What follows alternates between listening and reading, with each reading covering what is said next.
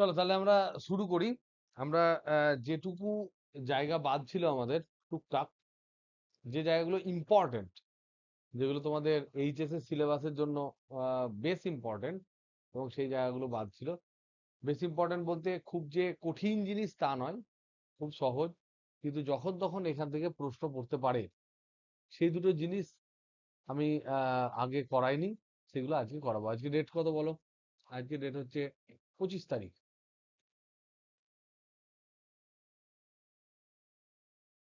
25/6/25। ওকে, আমরা পড়বো আজকে তড়িৎ কোষ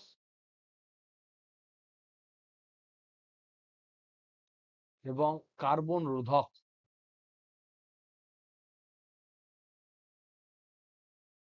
খুব সিম্পল দুটো জিনিস আমরা পড়ার চেষ্টা করবো। ফার্স্ট আমরা তড়িৎ কোষ নিয়ে আমরা কনসেন্ট্রেট করব।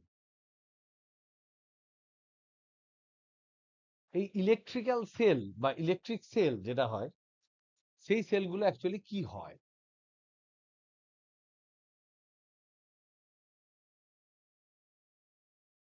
এটা প্রথমত হচ্ছে যে কাকে বলে তড়িৎ কোষ, কাকে বলে। আমরা তড়িৎ কোষ দিয়ে প্রচুর প্রবলেম করেছি, আমরা দেখেছি এর অভ্যন্তরীণ রোধ আছে, এর একটা তড়িৎচালক বল আছে। এই সমস্ত ডিটেলস আমরা বিষয়ে যাব না, আমরা খালি তড়িৎ কোষের বেসিক জিনিসটা বুঝবো। কত ধরনের তড়িৎ কোষ হয়, তড়িৎ কোষের কার্যক্ষমতা কখন অ্যাপ্লিকেবল হয়, কি রকম জিনিস ম্যাটেরিয়াল দিয়ে তৈরি হয়, কি ভাগ, এবং অ্যাকচুয়ালি তড়িৎ কোষ কি করে সেটা আমরা জানি। আমরা জানি যে তড়িৎ কোষে সাধারণত যেটা হয় সেটা হচ্ছে, বা বেশি সব ক্ষেত্রেই যেটা হয় সেটা হচ্ছে যে একটা তড়িৎ কোষ হচ্ছে একটা অ্যারেঞ্জমেন্ট, একটা ব্যবস্থা, বা ব্যবস্থা, যেটা দিয়ে বা যেটাকে ইউজ করে আমরা রাসায়নিক শক্তিটাকে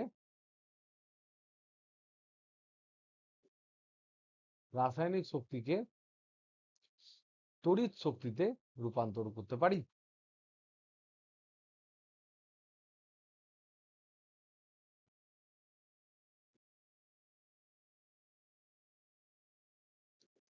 তাকেই বলা হয় তড়িৎ কোষ।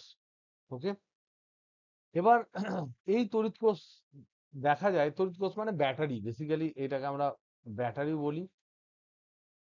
তা এই ব্যাটারি বা তড়িৎ কোষ কত ধরনের হয়, ফার্স্ট আমরা একদম সিম্পল যেটুকু বুঝলে, যেটুকু পড়লে আমরা পুরোটা ক্লিয়ারলি বুঝতে পারবো, সেগুলো সম্বন্ধে আমরা আলোচনা করবো। দেখো, ফার্স্ট হচ্ছে কত প্রকার। তাহলে প্রকারভেদ যদি আমরা দেখি তাহলে দেখবো, প্রকারভেদ যদি আমরা দেখি যে এটাকে বারবার ইউজ করা যাবে না, যাবে না। যদি না যায় তাহলে তাকে বলা হয় প্রাথমিক কোষ।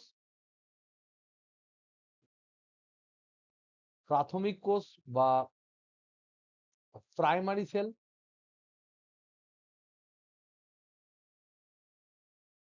যদি একবারই ব্যবহার করি এবং তার মধ্যে যে রাসায়নিক শক্তি আছে এবং যে পদার্থটা আছে যার থেকে তড়িৎ শক্তিটা আমরা পেলাম, রূপান্তর করতে পারলাম, বহির্বর্তনীতে আমরা তড়িৎ শক্তি পেলাম, কারেন্ট পেলাম, সেটা পুরো পাওয়ার পর কোষটা যদি পুরোপুরি নষ্ট হয়ে যায় তাহলে আমরা বলবো সেটা প্রাথমিক কোষ, সেটাকে আর রিইউজ করা যাবে না। তাহলে এটা হচ্ছে নন রিইউজেবল,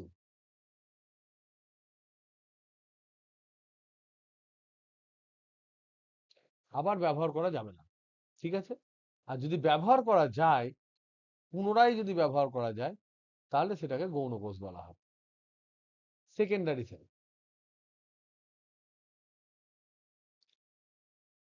এদের এক্সাম্পল কি? প্রাইমারি কোষের এক্সাম্পল তোমাদের বইয়ে দেখো দেওয়া আছে, ভোল্টিও কোষ। দেখে দেখেই লিখছি। তারপর লেখা আছে লেকল্যান্স কোষ,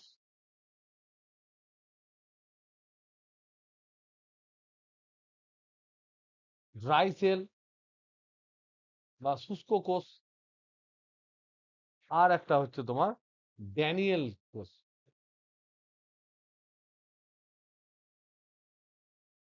এগুলো সম্বন্ধে ডিটেলস তোমাদের জেনে পরীক্ষায় কোনো রকম কোনো লাভ হবে না।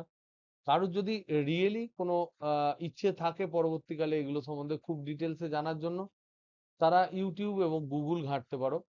আমি এগুলোর ভিতরে আর কিন্তু যাচ্ছি না। ওকে, নেক্সট, গৌণ কোষ যেটা সেকেন্ডারি সেল, এগুলো হচ্ছে রিইউজেবল।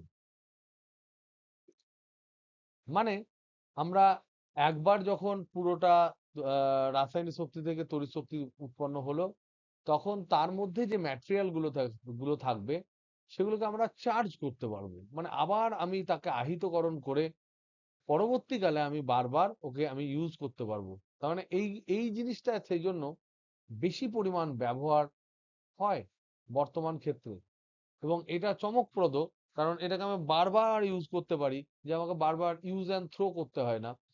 রিফিলিং যেমন করি আমরা, সেই সমস্ত পেন গুলো বেশি বহুল প্রচলিত হয়, যার রিফিল পাওয়া যায় সস্তা এবং ঠিকঠাক, সেরকমই ব্যাপার।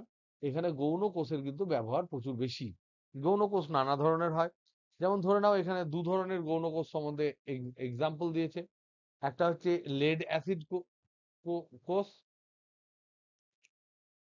লেড অ্যাসিড কোষ, আর একটা হচ্ছে অ্যালকালি, হ্যাঁ, ক্ষারীয় সঞ্চালক, ক্ষারীয় কোষ। সঞ্চালক কেন বলে? সঞ্চালক এই কারণে বলে, এই কোষগুলোকে কখনো কখনো সঞ্চয়ক কোষ বা সঞ্চালক এরকম বলা হয়। সঞ্চায়ক কোষ বা সঞ্চয়ী কোষ এরকম বলা হয়, কারণ হচ্ছে এগুলোকে আমরা বারবার তড়িৎ সঞ্চয় করে বারবার আমি এগুলোকে ব্যবহার করতে পারবো। তো এবার এই যে গৌণ কোষ যেগুলো আছে, সেটা নিয়ে বেশি ডিটেলস আমাদের ডিসকাশন হবে। সেকেন্ডারি সেল যেগুলো আছে, সেকেন্ডারি সেল যেটা, সেগুলো যখন ধরে নাও, যখন এ অলরেডি প্রথম ইউজ করছি, প্রথম যখন ইউজ হবে, তখন ও আধান বহির্বর্তনীতে দেবে,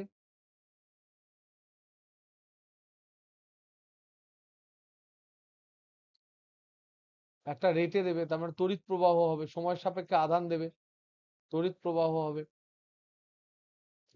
এবং তার ফলে ও কি হবে, পুরোপুরি তার আধান, ব্যাটারির যে আধান সেটা একদম কমে যাবে, ব্যাটারির আধান কমে আসবে। এই যে কমে আসা জিনিসটা, এইটাকে বলা হয় ডিসচার্জিং। আমরা জানি চার্জিং ডিসচার্জিং হয়, এটা হচ্ছে ডিসচার্জিং। এটাকে বাংলায় তোমাদের বলেছে তড়িৎ ক্ষরণ, কারণ ব্যাটারি তখন তড়িৎটা ক্ষরণ করে ব্যাটারির সাথে যে বাহ্যিক রোধটা যুক্ত আছে, সেই বাহ্যিক রোধে কিন্তু ব্যাটারি তড়িৎটাকে ক্ষরণ করছে। আবার এই তড়িৎ ক্ষরণ হয়ে যাওয়ার পরে একে আবার আমরা নানা রকম ভাবে, কোনোভাবে আমরা বাহ্যিক তড়িৎ পাঠিয়ে হোক, বা আমরা কিছু আহ সরঞ্জাম দিয়ে হোক, মানে ম্যাটেরিয়ালের সরঞ্জাম বা কিছু ক্ষার অ্যাসিড এগুলো রিঅ্যারেঞ্জমেন্ট করে হোক, আমরা আবার কিন্তু তাদেরকে চার্জ করে দিতে পারি। এই প্রসেসের পর আমরা চার্জিং করতে পারি। চার্জিং এর বাংলা মানে বলছে তড়িতাহিতকরণ।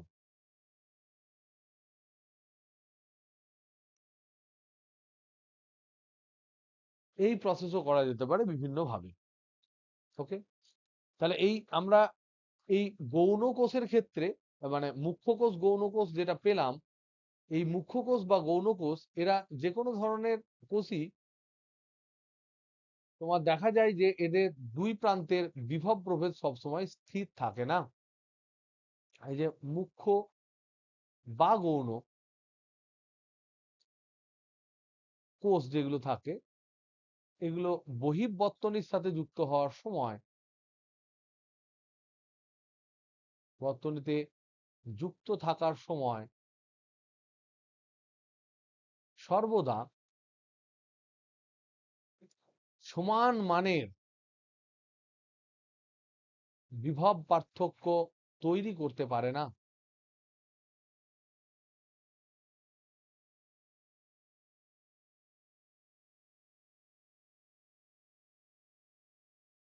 তাহলে যদি তৈরি না করতে পারে সমান মানের বিভব পার্থক্য, তাহলে বিভব কি হবে? বিভব পার্থক্য ধীরে ধীরে এটা কমতে থাকে, ধীরে ধীরে কমতে থাকে। প্রথমে ধরে নে 2 ভোল্ট দিচ্ছে, তারপরে দেখাবে 1.8 ভোল্ট, 1.8 ভোল্ট দিচ্ছে, সেটা 1.6 ভোল্ট হবে। এরকম করে কমতে কমতে কমতে কমতে থাকে।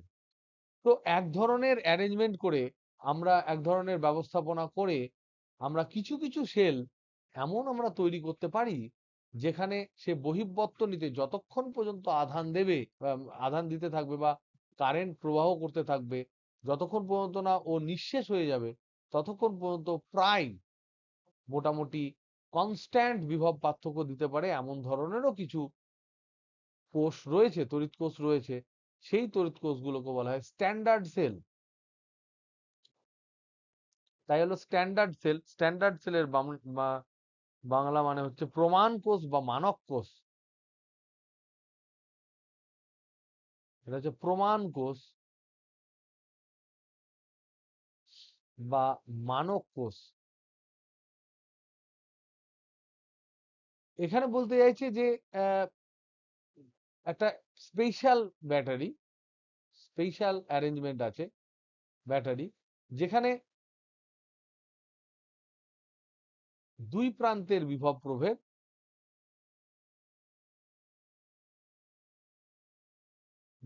প্রভেদ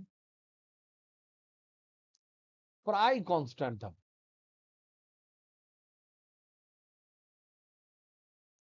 যখন এটা বহিঃবর্তনীতে যুক্ত হয়।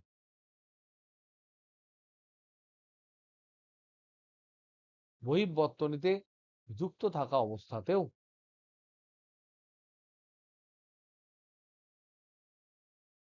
তাই তুমি কোনো যদি খুব, এগুলো নিশ্চয়ই দাম বেশি হবে, এরও এক্সাম্পল আছে, যেমন ওয়েস্টন ক্যাডমিয়াম সেল।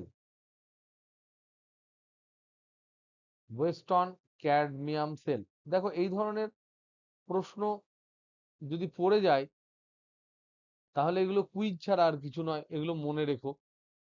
এবং এগুলো সম্বন্ধে যেহেতু খুব ডিটেলস আমরা পড়ি না, বা পড়ার স্কোপ থাকে না, কোনোদিন পড়িওনি, দরকারও পড়েনি, সেই জন্য এর ডিটেলস যদি তোমরা জানতে চাও, তাহলে কিন্তু তোমাদের কাছে গুগল আছে। ইউ ক্যান গুগল, বইয়ে যেটুকু দেওয়া আছে সেটুকুই খালি আমি বলে যাচ্ছি। এখানে দেখো, এখানে বলছে যে এই যে কোষটা রয়েছে, এটা 20 ডিগ্রি সেন্টিগ্রেড উষ্ণতায় যে স্থির বিভব দেয়, তার মান হচ্ছে 1.01830 ভোল্ট। ধরো পড়ে গেল, তখন যদি তুমি না পারো, তাহলে তোমার 1 নাম্বার বাদ চলে যাবে। So question cannot be question. কিন্তু তবুও আমি বলবো, এই ধরনের প্রশ্ন অ্যাকচুয়ালি খেলা অহেতুক। এনিওয়ে, এটুকু বোঝার পর আমরা এখানে তোমাদের বই যেটা দিয়েছে 1.5 যে অধ্যায়, সেখানে যেটা দিয়েছে, দুটি যে গৌণ কোষ বলেছে তাদের স্ট্রাকচার সম্বন্ধে বলেছে।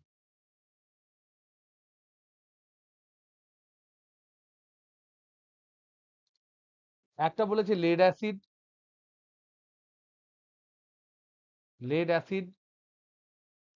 আর একটা হচ্ছে ক্ষারীয় হবে, আর একটা হচ্ছে তোমার ক্ষারীয় সঞ্চায়ক।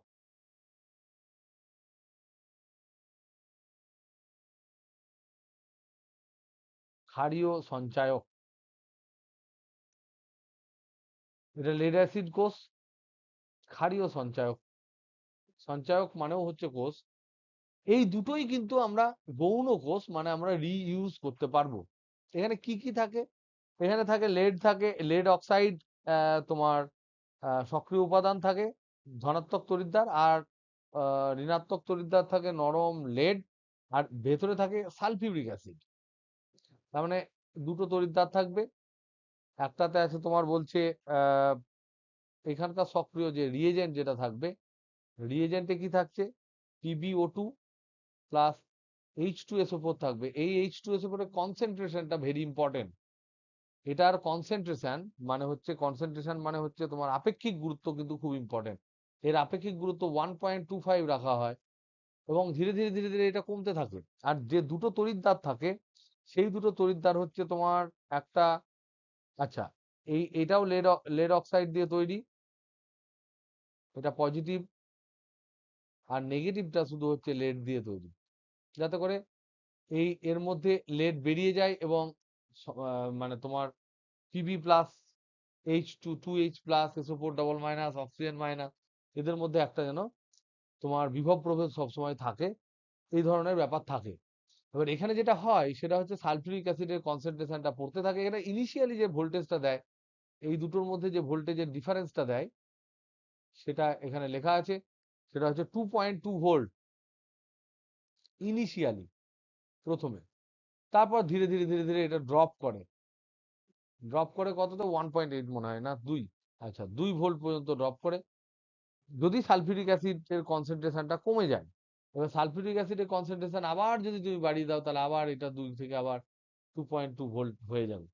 এখান থেকে ডিটেলসে যা যা আছে এটা বই থেকে তোমরা ভালো করে পড়ে নিও। এটা please read, please go through text book, এগুলো পড়ে নিও। আর ক্ষারীয় সঞ্চয়ক কোষের সম্বন্ধে একটাই কথা বলবো, যে এই ক্ষারীয় সঞ্চয়ক কোষ হচ্ছে তোমার আমাদের থমাস অ্যালভা এডিসন তৈরি করেছিল, সেই জন্য একে এডিসন সেলও বলা হয়, একে এডিসন সেলও বলা হয়। এবং এটার যে স্ট্রাকচার, এটা সম্বন্ধে তোমরা পড়ে নিও, কত ভোল্ট হয়, কি থাকে, কি কি জিনিস পড়বে এখানে, কি কি জানতে হবে পড়বে। এখানের মধ্যে নাম্বার 1 হচ্ছে ইলেকট্রোড কি, ইলেকট্রোডস কি কি। 2 নাম্বার হচ্ছে অ্যাক্টিভ ম্যাটেরিয়াল কি কি। অ্যাক্টিভ ম্যাটেরিয়াল মানে যেটা তড়িৎ বিশ্লেষ্য হিসেবে যেটা থাকে, তারা কি। অ্যাক্টিভ ম্যাটেরিয়াল বাংলা মানে হচ্ছে তোমার সক্রিয় উপাদান। অ্যাক্টিভ ম্যাটেরিয়াল বা সক্রিয় উপাদান, এটা কি, এটা কি। 3 হচ্ছে কত ভোল্টেজ দেয়, কত ভোল্টেজ ডিফারেন্স দেয়। 4 নাম্বার হচ্ছে স্টেবিলিটি কেমন, কতক্ষণ দেয়, কমে না বাড়ে, কিরকম বাড়ে কিরকম কমে। 5 নাম্বার হচ্ছে ইউজেস, ব্যবহার, স্পেসিফিক কি কোনো ব্যবহার আছে যেখানে ব্যবহার করা যায়। এই সমস্ত জিনিসগুলো তোমরা একটু দেখে নিও, প্রত্যেক জায়গায় এখানে লেখা আছে। এবার এরপর যেটা আছে সেটা হচ্ছে ইন্টারেস্টিং, সেটা আমাদের এখানকার লাস্ট টপিক। যেহেতু গৌণ কোষ, শুধুমাত্র এটা গৌণ কোষের ক্ষেত্রেই আমরা আলোচনা করব। গৌণ কোষ যেটা সেকেন্ডারি সেল, এই সেকেন্ডারি সেল যেহেতু রিইউজেবল এবং রিচার্জেবল, যেহেতু বারবার একে চার্জ করা যায়, তাই এক্ষেত্রে একটা নতুন টার্ম আমরা ব্যবহার করব, সেটা হচ্ছে কর্মদক্ষতা। এর ক্ষেত্রে আমরা কর্মদক্ষতা বলে একটা টার্ম ইউজ করব। This is important. এটা কিন্তু আমরা প্রাথমিক সেলের জন্য ব্যবহার করে আমার কোনো লাভ নেই, কারণ বারবার ইউজ করা যায় না। আর তার সাথে সাথে আমরা আরেকটা ইম্পর্টেন্ট টার্ম ইউজ করব, সেটা হচ্ছে এর ক্যাপাসিটি, সামর্থ্য, সামর্থ্য বা ক্যাপাসিটি। কর্মদক্ষতা হচ্ছে তোমার এফিসিয়েন্সি। যে কোনো দেখবে ফিজিক্সে যখনই তুমি এফিসিয়েন্সি পাবে, তখন দেখবে এটা হচ্ছে একটা রেশিও। আমি কি পেলাম বাই কি দিলাম, এই ফান্ডাটা মনে রাখলে এফিসিয়েন্সি ক্যালকুলেট করা কিন্তু খুব ইউজ। যে আমি কোনো একটা জিনিস থেকে যেটার জন্য জিনিসটা বানিয়েছি সেটা কতটা পেলাম, আর সেটা বানানোর জন্য কতটা আমার আহ মানে খরচা হলো, বা কতটা আমাকে জিনিসপত্র প্রদান করতে হয়েছে। যদি আমি কম দিয়ে বেশি পাই, তাহলে আমি ভালো এফিসিয়েন্ট। যদি আমি প্রচুর দিই অথচ কিছুই না পাই, তাহলে আমি কিন্তু খুবই ইনএফিসিয়েন্ট। তাহলে আমার কর্মদক্ষতা বাড়ানোর ব্যাপারে কিন্তু আমাদের চিন্তা ভাবনা করা দরকার।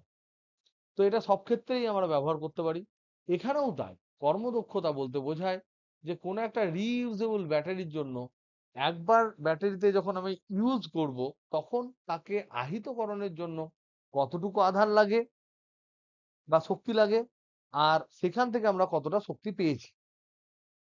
তো এইটা হচ্ছে দ্যাট ইজ ইকুয়াল টু শক্তি দিয়ে আমরা বলবো আহিতকরণের জন্য আমরা কি দিলাম, যখন আমি ওকে আহিতকরণ করছি তখন আমি শক্তি দেব, তাহলে আহিতকরণের জন্য ব্যয়িত শক্তি,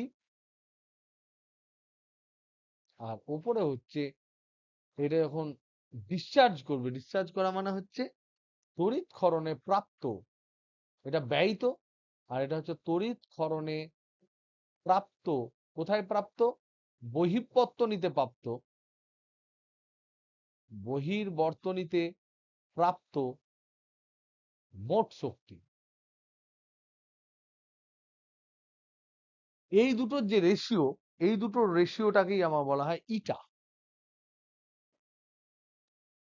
এবং এইটাকে দেখো আরো অন্যান্য ভাবে এটাকে করেছে যে শক্তিকে আমরা দুই দিকেই টাইম দিয়ে ভাগ করতে পারি, এবং সেখানে এখানে বলেছে দেখো তড়িৎ ক্ষরণের সময় গড় তড়িৎচালক বল ইন্টু কারেন্ট, আর আহিতকরণের সময় গড় তড়িৎচালক বল ইন্টু কারেন্ট।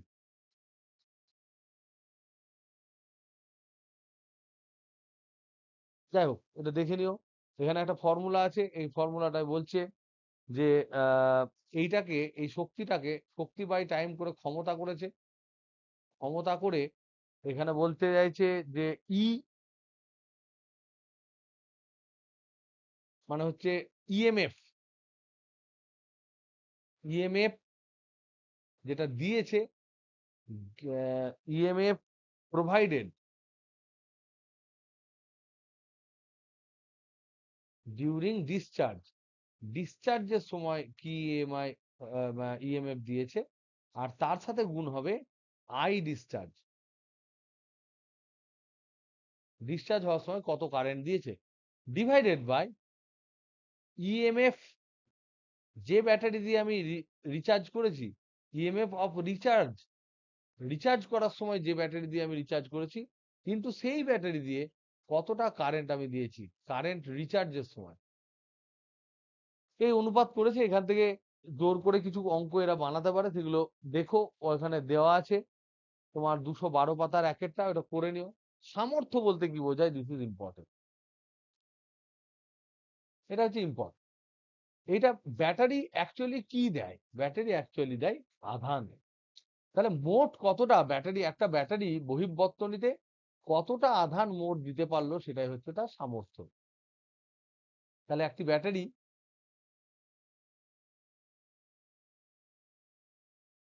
তড়িৎ বর্তনীতে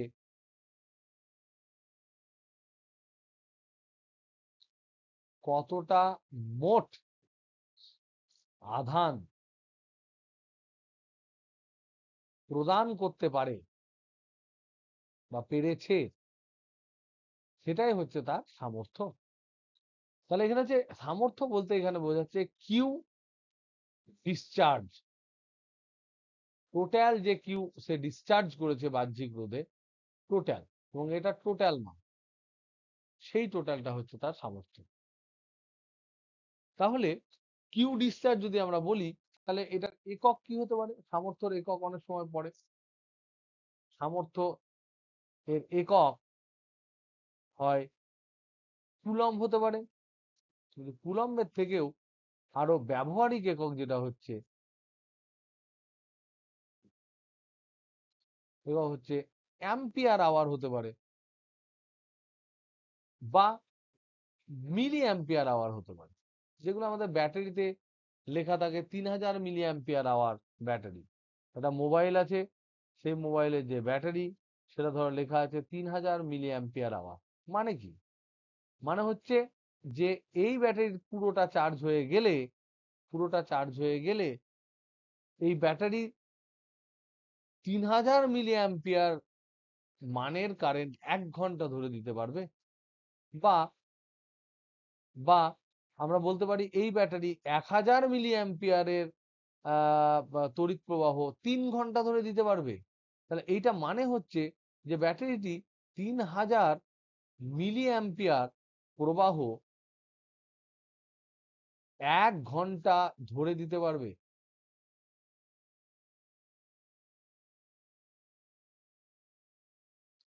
বা অন্যভাবে এটাকে বলতে পারে কেউ যে 1000 মিলি অ্যাম্পিয়ার প্রবাহ 3 ঘন্টা ধরে দিতে পারে। একই জিনিস।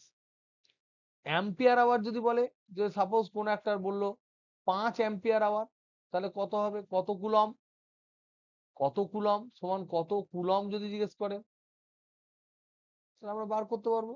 তাহলে 5 অ্যাম্পিয়ার ইন্টু আওয়ার সমান হচ্ছে 5 অ্যাম্পিয়ার ইন্টু আওয়ার মানে হচ্ছে 3600 সেকেন্ড। তার মানে অ্যাম্পিয়ার ইন্টু সেকেন্ড মানে হচ্ছে কুলম। তাহলে 36 5 হচ্ছে 180, আর দুটো শূন্য, এত কুলম আধান দিয়েছে 5 ampere hour. 3000 milliampere hour মানে হচ্ছে 3 অ্যাম্পিয়ার আওয়ার। তো এই ধরনের বিভিন্ন প্রশ্ন কিন্তু তোমাদের এমসিকিউ এ আসতে পারে, যে 5 অ্যাম্পিয়ার আওয়ার 2 অ্যাম্পিয়ার আওয়ার বলতে কত কুলম আধানকে বোঝানো হচ্ছে। তো এইগুলো তোমরা দেখে নিও, একটু একটু পড়ে নিও। It is very easy. এটা এখন বন্ধ করা হলো। এবার আমরা পড়বো নেক্সট টপিক, এটা হচ্ছে কার্বন রোধক। এখানে যদি তোমাদের কিছু প্রশ্ন থাকে, এখানে যেটুকু পড়ালাম সেখান থেকে যদি কোনো প্রশ্ন থাকে, তাহলে তোমরা বই পড়ে নেবে, দেখবে সমস্ত প্রশ্নের অ্যান্সার তোমাদের হাতের কাছে চলে আসবে। ওকে, নেক্সট,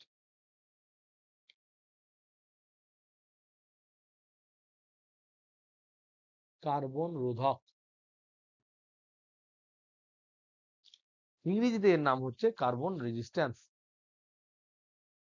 রেজিস্টর।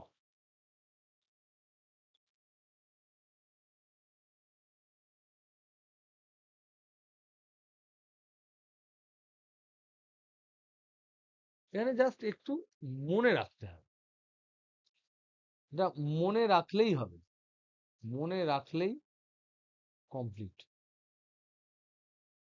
এবং সেই মনে রাখার আগে আমি আগে আগে আমরা জানবো কিছু বেসিক জিনিস, যে এই রোধক দরকার কেন, এবং কার্বন রোধক কি, আর অন্যান্য কোনোভাবে রোধক তৈরি করা যায় কি যায় না।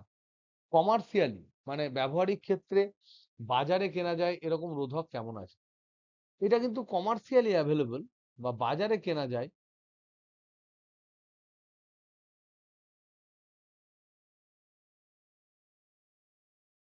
ফেয়ারলি অ্যাভেলেবল এবং ওয়াইডলি ইউজড। এটা বেশ বাম্পার ইউজ করা হয় বিভিন্ন সার্কিটের ক্ষেত্রে, বিভিন্ন বোর্ডের ক্ষেত্রে। ছোট্ট চেহারা হয়, এবং এর যে রেঞ্জ সেটা ওহম থেকে মেগা ওহম পর্যন্ত হতে পারে। ফিউ ওহম থেকে ফিউ মেগা ওহম পর্যন্ত হতে পারে। মেগা মানে কি, 10⁶ ওহম, এতটা পর্যন্ত আমরা কিন্তু কার্বন রোধক দিয়ে তৈরি করতে পারি। এবং কার্বনকে দিয়ে, কার্বন যেহেতু কার্বনের রেজিস্টিভিটি হচ্ছে হাই, কার্বনের রেজিস্টিভিটি মানে হচ্ছে তোমার রোধাঙ্ক, রোধাঙ্ক এটা হচ্ছে উচ্চ, তারপর তৈরি করতে পারি কার্বন সেজন্য রোধক। কিন্তু এই যে কার্বন রোধক যেগুলো তৈরি করলাম, সেগুলো দেখতে এরকম এরকম এরকম থাকে, ধরে নাও একটা এরকম এরকম থাকলো, এইদিকে একটা ওয়্যার বেরিয়ে গেল, এইদিকে একটা ওয়্যার বেরিয়ে গেল। এবার এই দুটো দুই দিকে আমরা কানেক্ট করব। এখানে এবার এখানে মজা হচ্ছে, এখানে বিভিন্ন কালারের এরকম দাগ দেওয়া থাকে, 3টে 4টে কালারের দাগ দেওয়া থাকে এরকম।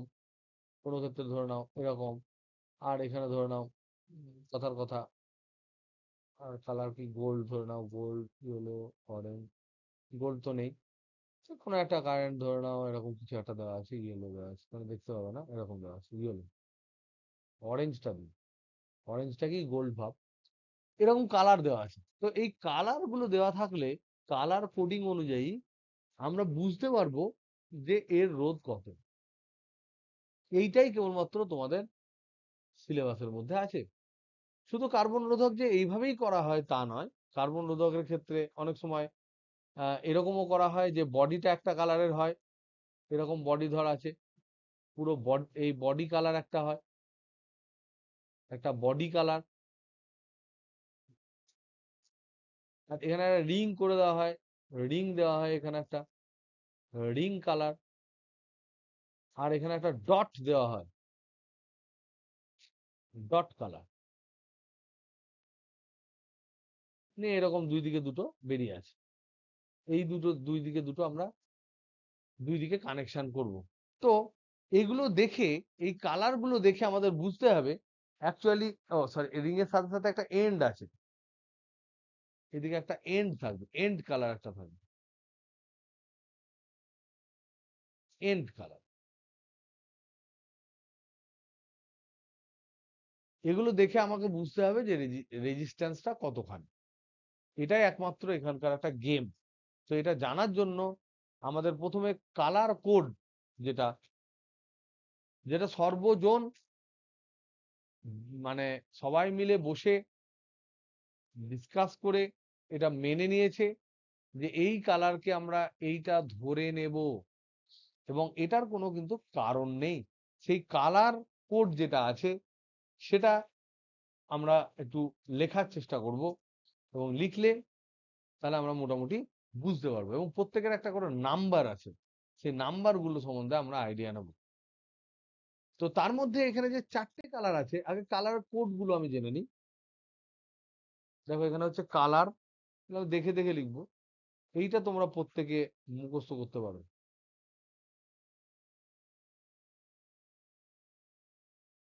আর এই যে নাম্বার, কালারের অনুযায়ী সিগনিফিক্যান্ট নাম্বারটা কি হবে সেটা হচ্ছে নাম্বার। এইটা আমরা প্রথম একবার জানবো। আর এটা হচ্ছে রেজিস্ট্যান্সের জন্য, রোধের জন্য। আর সেই রোধটা কতটা এরর দিয়ে আমরা বলবো, তার টলারেন্স বা ত্রুটি কতটা, ত্রুটি বা টলারেন্স কতটা, টলারেন্স কতটা, এরার কতটা, কত কনফিডেন্সে আমি বলতে পারবো যে ওই রোধটা অতটা, তার জন্যও একটা আছে কালার, আর তার নাম্বার আছে।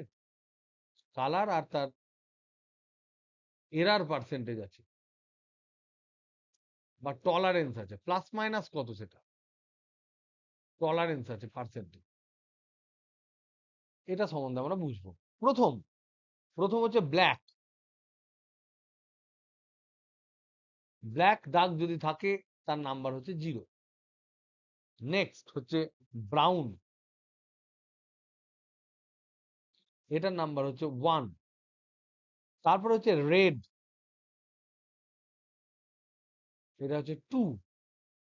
4 নাম্বারটা হচ্ছে অরেঞ্জ, এটা হচ্ছে 3। 5 নাম্বারটা হচ্ছে ইয়েলো, এটা হচ্ছে 4। 6 নাম্বারটা হচ্ছে গ্রিন, এটা হচ্ছে 5। 7 নাম্বারটা হচ্ছে ব্লু, 6। 8 নাম্বার হচ্ছে ভায়োলেট, এটা হচ্ছে 7। 9 নাম্বারটা হচ্ছে গ্রে, এটা হচ্ছে 8। আর 10 নাম্বারটা হচ্ছে হোয়াইট, হচ্ছে 9। তো 10টা। তো এইটা ব্ল্যাক মানে বি, এটা বি, এটা আর, এটা ও, এটা ওয়াই, এটা জি, আবার বি, ভি, জি, ডাব্লিউ। তো এটা মনে রাখার জন্য অনেকে এরকম মনে রাখে। এখানে যেমন বলেছে, B Roy of Great Britain had very good wife. এখানে লিখছে B B Roy of of Great Britain had very good wife.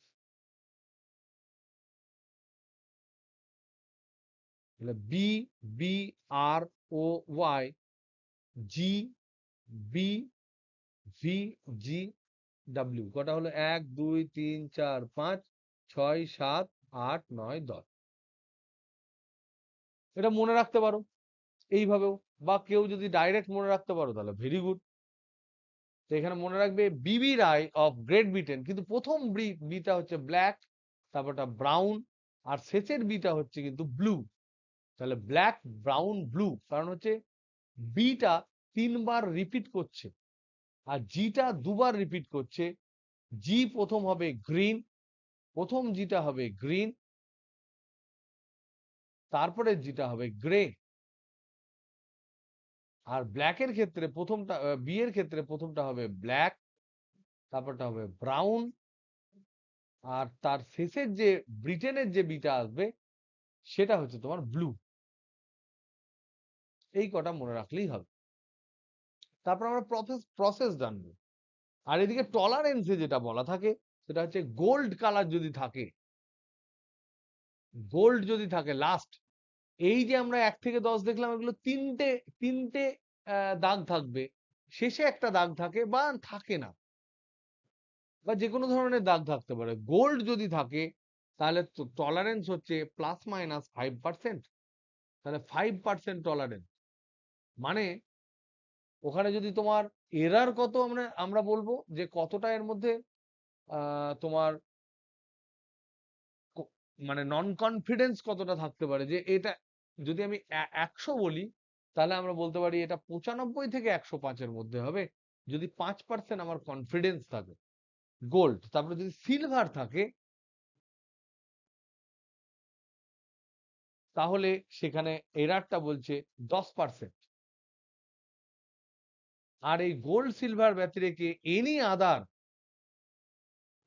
Other colour যদি থাকে তাহলে তাদের জন্য হচ্ছে 20%। তাহলে তোমরা জানো যে গোল্ডের দাম সবচেয়ে বেশি, তাই গোল্ড যদি পার্সেন্টেজটা, তাহলে এটা ত্রুটি কম সব থেকে, একদম যা বলছে অ্যাকিউরেটলি বলছে।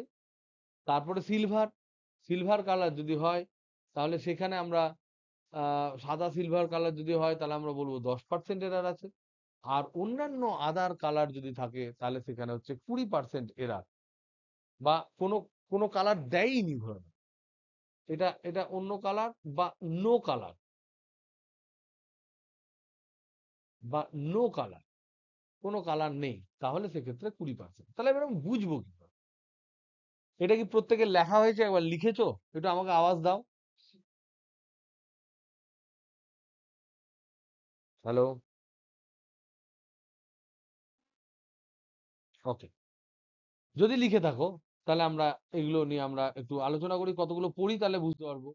ফার্স্ট হচ্ছে যে আমরা কার্বন রোধকে, কার্বন রোধকে সাধারণত 4টি দাগ ই থাকে, কখনো 3টি দাগ থাকে, মানে লাস্টেরটা নেই। তার মানে হচ্ছে লাস্টেরটা নেই।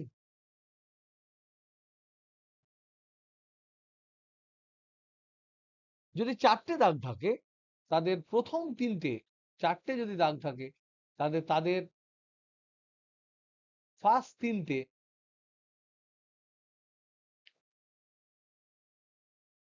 দাগ দিয়ে রোধের মান নির্ণয় করা হয়।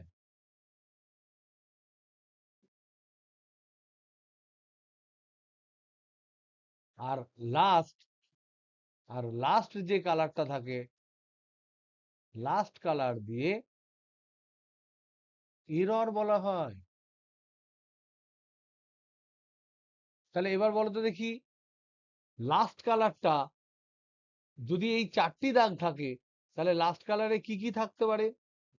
তাহলে লাস্ট কালারটা কি কি হতে পারে? সাধারণত সেটা হতে পারে গোল্ডেন, বা হতে পারে সিলভার, বা হতে পারে নো কালার। এই নো কালার যদি হয় তাহলে সেটা হয়ে গেল এই কেসটা। তাহলে 3টে যদি দাগ থাকে, প্রথম 3টে দাগ, সেই দাগ দিয়ে রোধের মান নির্ণয় করা হয়। আর আর লাস্ট যে দাগটা থাকে সেখানে এরর বলা হয়। তাহলে আমরা এক্সাম্পল দেখি। সাপোজ ধরে নাও এরকম একটা কার্বন রোধ আছে, যার প্রথমটা আছে ধরে নাও ব্ল্যাক, তারপরটা আছে ধরে নাও রেড, তারপরটা ধরে নাও গ্রিন, আর ফোর্থটা ধরে নাও কিছু নেই, তাহলে থ্রি থ্রি কালার। তাহলে এর রোধ কি করে নির্ণয় করব? আগে আমরা দেখব এগুলোর ম্যাগনিটিউড কত। এটা হচ্ছে ব্ল্যাক, ব্ল্যাকের কত হয় 0। রেডের কত হয় বি বি আর, প্রথমটা রেড, বিবি আর, তাহলে কত হবে বলো 0 1 2। ঠিক লিখলাম না ভুল লিখলাম? গ্রিনের কত হয়, গ্রিন প্রথম যেটা হচ্ছে গ্রিন, তাহলে B B R O Y, বিবি রয়, ইনটা বাদ যাবে, গ্রেট প্রথম গ্রেট, তাহলে হচ্ছে 6 নাম্বার আসছে, মানে হচ্ছে এটার ভ্যালু হবে 5, কারণ 0 থেকে আমরা শুরু করেছি। তো তখন বলছে যে এর রেজিস্ট্যান্স যেটা হবে, এর রেজিস্ট্যান্স যেটা হবে সেটা হচ্ছে প্রথম দুটো নাম্বার আগে বসিয়ে দাও, 0 আর 2, ইন্টু 10⁻, তৃতীয় নাম্বারটা এখানে বসবে 5, এত ওম। কি বোঝা গেল না বোঝা গেল না? প্রথম দুটো নাম্বার পাতি বসাবে, থার্ড যে নাম্বারটা থাকবে সেটা 10⁻, তত হবে। আর এখানে এখানে চতুর্থ দাগ নেই, ফোর্থ দাগ নেই, তাহলে এরর কত, এরর কত হবে বলো? যদি দাগ না থাকে কত এরর হয়? নো কালারে, গোল্ডেনে হয় +-5%, সিলভারে হয় +-10%, আর এখানে হয় +-20%। তাহলে এখানে আমি বলবো এরর হচ্ছে +-20%। তার মানে আমি এখানে যে রেজাল্টটা পাবো, এই রেজাল্টটা এখানের রোধটা আমি বলবো 2 × 10⁵, 0 2 মানে 2। তাহলে এর ফাইনাল রেজাল্ট কি দাঁড়াবে? ফাইনাল যেটা আমরা বলবো রেজাল্ট, সেটা হচ্ছে 2 × 10⁵, প্লাস মাইনাস এত ওহম, +-10%, এটা সরি 20%। এটা হলো আমার রেজাল্ট। এবার ধরে নাও এরপরে তোমাদেরকে আরেকটা দিই, 3 কালার দিলাম, 4টে কালার দিই।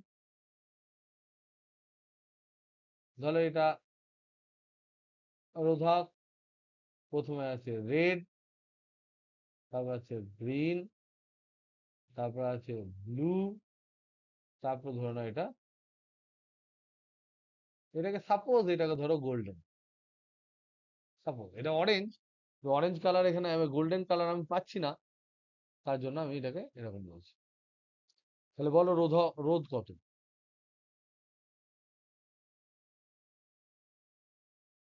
তাহলে আমাদের দেখতে হবে B B Roy in a great Britain had a good wife। তার মানে এটা হচ্ছে ব্ল্যাক নেই, ব্ল্যাক, ব্রাউন, রেড, তাহলে রেড পেয়ে গেলাম, তাহলে 0 1 2, তাহলে প্রথমটা হলো 2। তারপরটা হচ্ছে গ্রিন, তাহলে এটা হচ্ছে 3 4। গ্রেটের প্রথমটাই গ্রিন হয়, পরেরটাই গ্রে হয়, এটা গ্রে হয়, প্রথমটা গ্রিন হয়, তাহলে এইটা হচ্ছে তোমার 5, তাহলে এটা হচ্ছে 5। তাহলে ব্লু, ব্লু কোনটা হয়, একদম বি, এখানকার বিটা ব্লু হয়, এটা 6, এটা হলো 6। আর গোল্ডেন দেবে, এটা দেবে এরর, গোল্ডেন যেহেতু হয় এরর কত দেবে গোল্ডেনে, কত পার্সেন্ট দেবে গোল্ডেনে, প্লাস মাইনাস, প্লাস মাইনাস 5%। তাহলে এখানে কত রেজাল্ট হবে, 2 5 6 আছে, তাহলে 2 5 বসে যাবে, ইন্টু 10⁻6 এত ওম, +-5%। এটা হলো অ্যান্সার। এর মধ্যে কিন্তু কোন রকম কোনো ফ্যালাসি নেই। যদি না থাকে কিছু কালার তাহলে হবে 20%, যদি গোল্ডেন কালার থাকে তাহলে 5 +-5% হবে, যদি সিলভার থাকে তাহলে 10% হবে। আর বাদ বাকি এটা মুখস্থ করতে হবে, black, brown, red, orange, yellow, তারপরে একটা গ্রিন, তারপরে একটা ব্লু, তারপরে গ্রে, তারপরে হোয়াইট, এই কালারের এটা মুখস্থ রাখতে হবে। এবার এছাড়াও এটা অন্যভাবেও কিন্তু এটাকে দিতে পারে, সেটা হচ্ছে আমি যেটা এক্ষুনি বলছিলাম যে অন্যভাবে দিতে পারে, এরকম না দিয়ে অ্যানাদার আর একটা ওয়ে আছে of presenting resistance, another way of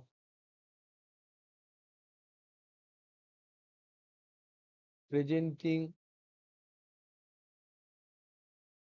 রোধের মান, রোধের মান প্রেজেন্ট করার জন্য আর একটা রাস্তা আছে। সেটা কি? এরকম চার চৌকো করবে, এন্ডে একটা কালার দেবে।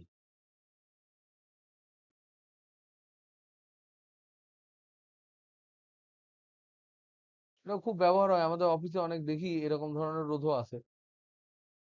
আর একটা বডির কালার থাকবে, বডি কালার একটা থাকবে। এন্ড, এই যে এন্ডে কালার আছে, এন্ড কালার আছে,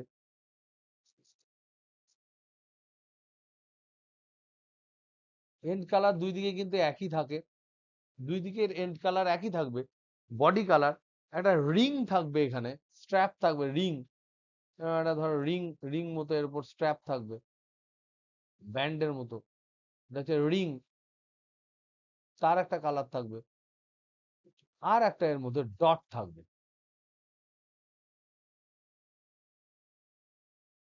ডটের একটা কালার।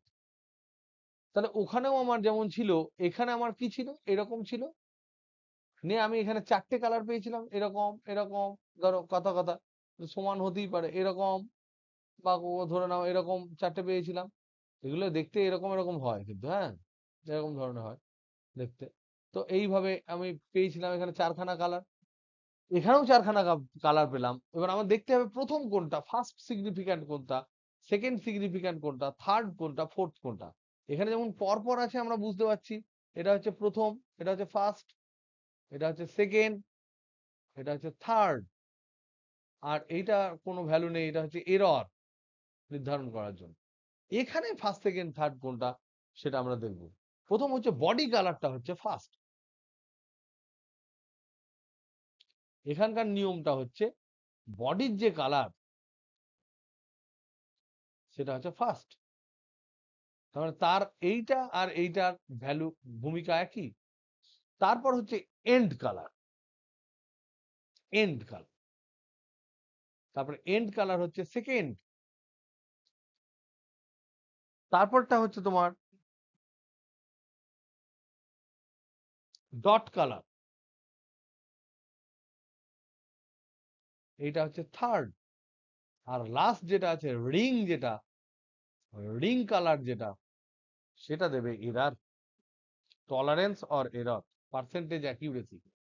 এটা হচ্ছে টলারেন্স অর পার্সেন্টেজ অ্যাকিউরেসি, কতটা অ্যাকিউরেট তুমি বলছো সেটা দেবে।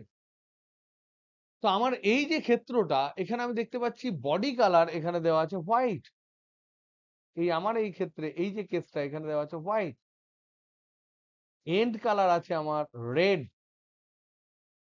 ডট কালার আছে আমার ব্ল্যাক, আর এই কালারটা নেই, কারণ ওই দুটো নেই, বা গ্রিন, গ্রিন মানে নেই, কারণ আমার প্রথম দুটো আমার ইম্পর্টেন্ট।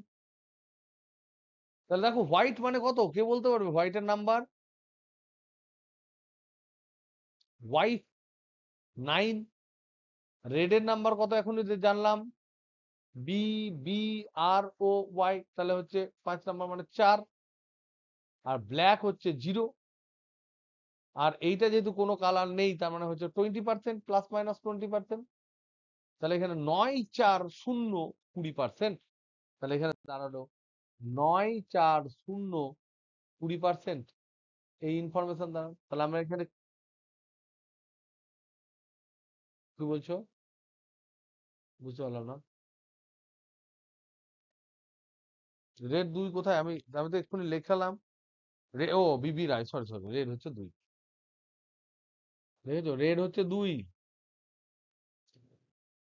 রেড হচ্ছে 2, এগুলো ভুল করো না, হ্যাঁ, আমি ভুল করলেও কোনো অসুবিধা নেই, কারণ আমার পরীক্ষা নাই, তোমাদের ভুল করা যাবে। তাহলে আমি কি লিখলাম, B, B, R O Y, ইয়োলোটাকে বলে দিয়েছিলাম, সরি। তাহলে এটা হচ্ছে 92 ইন্টু 10⁻0 প্লাস মাইনাস 20%, এত ওম। তাহলে পাতি 92 ওম প্লাস মাইনাস 20%। এইভাবেও কিন্তু আমরা রোধগুলোকে পড়তে পারি। তো এখানে যা যা থাকবে তোমরা একটু পড়ে নিও, তাহলেই হবে। আজকে আমার ক্লাস আমি এখানেই সমাপ্ত করলাম। ইউনিট 2 মোটামুটি শেষ। যে চার্জিং ডিসচার্জিং এর যে জায়গাটুকু আছে সেই জায়গাটুকু আমরা পরে ঠিক টাইমে অ্যাড্রেস করব। ওকে, আজকে মোটামুটি তোমাদের বাই।